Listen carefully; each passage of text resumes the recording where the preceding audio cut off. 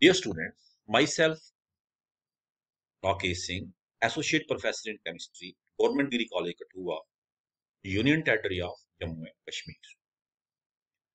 In a series of lectures, I will be explaining to you how to determine primary structure of peptides and methods of synthesis of peptides. Before going into the details, let us have some introduction of peptides and proteins. Peptides and proteins are fundamental components of cells perform important biological functions. For example, insulin, hormone, hemoglobin, enzymes. Structurally, proteins and peptides are quite similar as both are made up of chains of alpha amino acids that are held together by peptide bonds. So, peptides as well as proteins are made up of alpha amino acids held together by amide bond or peptide bond. What is alpha amino acid? Alpha amino acid is amino acid in which amino group is present alpha with respect to carboxyl group. Alpha position, that is the carbon attached to the carboxyl group, that is called alpha position, and to this amino group is attached. This is alpha amino acid and this is group R. Depending upon the nature of R, structure of R, we have different type of amino acids. For example, in case of glycine, R is H. In case of alanine, R is CH3 and so on. Now, one more important thing, I have written it in the form of salt, internal salt. Why? Because amino group is basic, carboxylic group is acidic. H positive from here has been received by NH2 amino group. NH2 has a lone pair of electron, that is, it is a Lewis base, so it accepts the H positive from carboxylate, forming a internal salt which we call as zwittrite. So it is always written in the form of zwittrite, that is internal salt. इस चीज को याद रखें. The basic distinguishing factor are size and structure. Peptides are smaller than proteins. Additionally, peptides are defined as molecules that consist of between 2 to 50 amino acids. 2 और 50 के बीच में अगर amino acids का नंबर रहता है हम उसको कहते हैं पॉलीपेप्टाइड, और अगर 50 या 50 से ऊपर जाता है 50 और more than 50 then we call it polypeptides having 50 or more than 50 amino acids is called as protein. Mean all proteins are polypeptide, but all polypeptides are not protein. Because polypeptide with amino acids less than 50, they are polypeptides, only polypeptide, not protein. But remember, there is no clear line of demarcation. Next, peptide formation. How the peptide is formed? Peptides are basically condensation products of 2 or more amino acids. Amino group of one amino acid combined with carboxylic group of the other amino acid. There is a condensation reaction between two and it results in formation of amide linkage, CONH linkage, amide linkage, which is called as peptide bond or peptide linkage along with the release of water. Water is being released, इसलिए हम इसको बोलेंगे condensation reaction. In peptides, the amino acids are linked by amide bonds or peptide bond. The amide bond between the amino group of one amino acid and carboxyl group of another is called as peptide bond, CONH bond. For example, when two molecules of glycine combine, it results in formation of dipeptide along with the release of water as condensation. Classification. Depending upon number of amino acids involved in peptide formation, peptides have been classified into following types. Dipeptide, 2 amino acids, tripeptide, 3 amino acids, tetrapeptide, 4 amino acids, polypeptide, more than 4 amino acids. This is general representation for a polypeptide. Depending upon the value of n, you can say whether it is di, tri, tetra peptide. For example, n is 0, it is dipeptide, n is 1, it is tripeptide, and so on.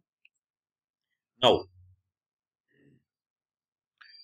in this polypeptide, if you see, the amino acid residue on the left hand side has a free amino group and the amino acid residue on the right hand side has a free carboxylic. The amino acid residue which is being written on the left hand side, which has a free amino group, is called N-terminus, and the amino acid residue on the right hand side which has a free carboxylic group is called as C-terminus. Remember it. By convention, polypeptide is always written in this way. That is, N-terminus is always written on left hand side, C-terminus is always written on right hand side. Repeating unit in the polypeptide is NHCHRCU. The value of R depends upon type of amino acid. Nomenclature of peptide. While writing the formula of peptide, we proceed from left with N-terminal amino acid residue to the right with C-terminal, as I stated. जब भी हम formula लिखेंगे हम left से right की तरफ जाएंगे, left पे N terminal amino acid, right पे सी टर्मिनल अमाइनो एसिड. जब हम नेमिंग देंगे तब भी हम लेफ्ट से ही चलेंगे. याद रखना, the names of amino acid which constitute a peptide are written from N terminal, that is starting from left, to C terminal, that is right hand side. By writing the name, suffix INE of all amino acid except C terminal amino acid is replaced by I. For example देखें यहाँ पे ये जो मैंने लिखा हुआ है dipeptide, ये दो अमीनो एसिड से बना है, ग्लाइसिन ग्लाइसिन, ग्लाइसिन और एलानिन, सॉरी क्योंकि ये मिथाइल लगा है, ग्लाइसिन एंड एलानिन. अब इसको नाम कैसे देना, ग्लाइसिन एलानिन बोलना? नो. क्या बोल रहा है कि जितने भी अमीनो एसिड्स हैं एक्सेप्ट द सी टर्मिनल, उनके नाम के एंड से INE को हटा के आई लगाना, यानी कि ग्लाइसिन के बजाय क्या लिखना है, ग्लाइसाइल. क्योंकि ये वाला सी टर्मिनल अमीनो एसिड है, इसको ऐसा लिखना है. Except C terminal amino acid, rest all the amino acid ending ion is replaced by I. For example, this is made up of three amino acids, glycine, alanine, valine. Now, how the name is written? Glycine is written as glycyl, alanine is written as alanyl, but valine is written as valine. Why? Because it is C terminal. C terminal को नहीं touch करना, बाकी सबके ending ion को replace कर देना ion से. Next, primary structure of peptide. It refers to the sequence in which various amino acids are present in a polypeptide or protein. Sequence is very important. For example, here I have given picture of insulin. Insulin has two polypeptide chains A and B as shown in diagram. Sequence of amino acid as shown in the diagram is specific for insulin. You cannot change even the position of one amino acid. If position of even single amino acid is changed, the property of insulin will be lost. So, sequence of amino acid is very important, and this sequence is called as primary structure. Sequence of amino acid is very important because change of just one amino acid in protein sequence can affect the protein's overall structure and biological functions.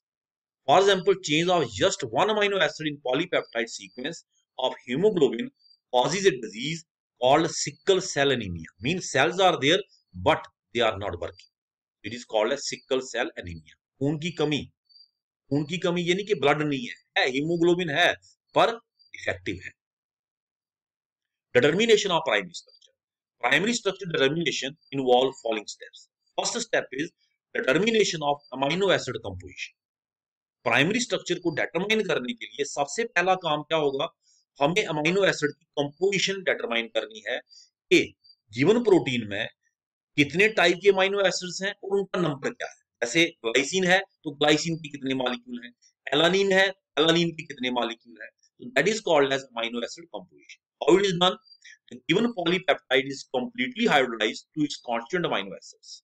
Hydrolysis is preferably done with 6 normal HCl at 373 to 393 Kelvin or by enzymes. Alkaline hydrolysis is avoided because it causes racemation. Amino acids except glycine are optically active. They belong to L series. DL configuration आपने पढ़ी है ना.